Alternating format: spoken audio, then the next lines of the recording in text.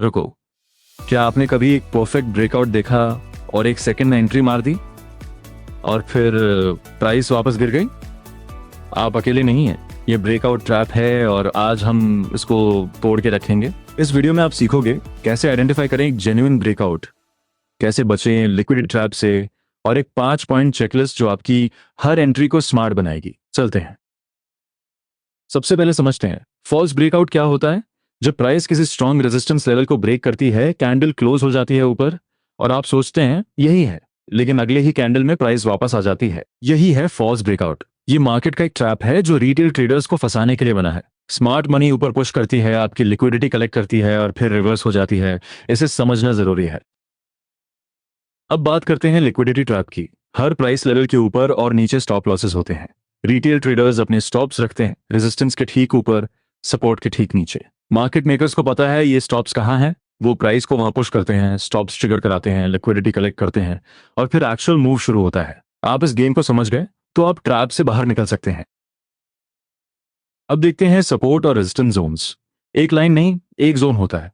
Price जब zone में enter करे तभी रिएक्शन देखो। अगर जोन टच करके इमीडिएटली रिवर्सल है, ये जेन्युइन सपोर्ट या रेजिस्टेंस है। लेकिन अगर प्राइस जोन को पियर्स करके वापस आई, ये लिक्विडिटी स्वीप था। जोन के अंदर एंट्री मत लो, जोन का रिएक्शन कंफर्म होने के बाद एंट्री लो। यही फर्क है एमेच्योर और प्रोफेशनल ट्रेडर में। वॉल्यूम ब्रेकआउट का सबसे इंपॉर्टेंट कॉन्फर्मेशन। एक रूल याद रखो, low volume breakout fake breakout. Genuine breakout में वॉल्यूम स्पाइक होती है, एवरेज वॉल्यूम से कम 1.5 गुना ज्यादा। अगर कैंडल स्ट्रांग है, रेजिस्टेंस ब्रेक हुई, लेकिन वॉल्यूम एवरेज या उससे कम है, मत जाओ। मार्केट आपको कन्विंस कर रही है, लेकिन डेटा झूठ नहीं बोलता, वॉल्यूम सच बोलता है। ब्रेकआउट को कैसे कंफर्म करें? सिर्फ एक कैंडल काफी नहीं। पहला, ब्रेकआउट कैंडल को जोन के ऊपर क्लोज होना चाहिए। दूसरा, अगला कैंडल उसी डायरेक्शन में कंटिन्यू करे। तीसरा, वॉल्यूम कंफर्म करे। चौथा, हायर टाइम फ्रेम में भी स्ट्रक्चर ब्रेक हो। पांचवा, रीटेस्ट हो तो और भी बढ़िया। रीटेस्ट में प्राइस वापस आती है, पुरानी रेजिस्टेंस अब सपोर्ट बन जाती है। यही होती है एंट्री, कंफर्म्ड, सेफ और हाई प्रोबेबिलिटी।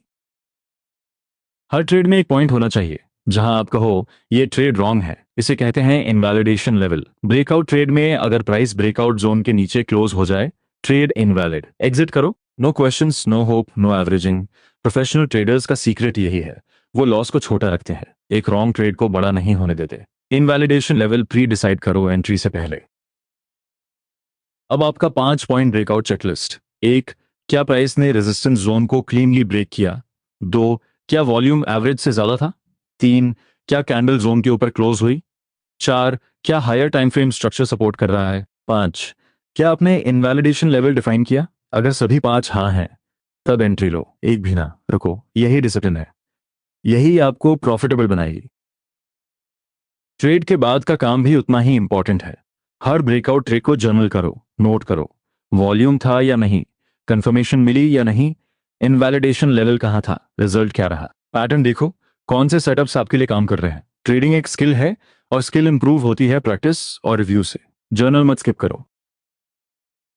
बस इतना ही था आज के ब्रेकआउट ट्रैप मास्टर क्लास में। याद रखो, हर ब्रेकआउट जेन्युइन नहीं होती।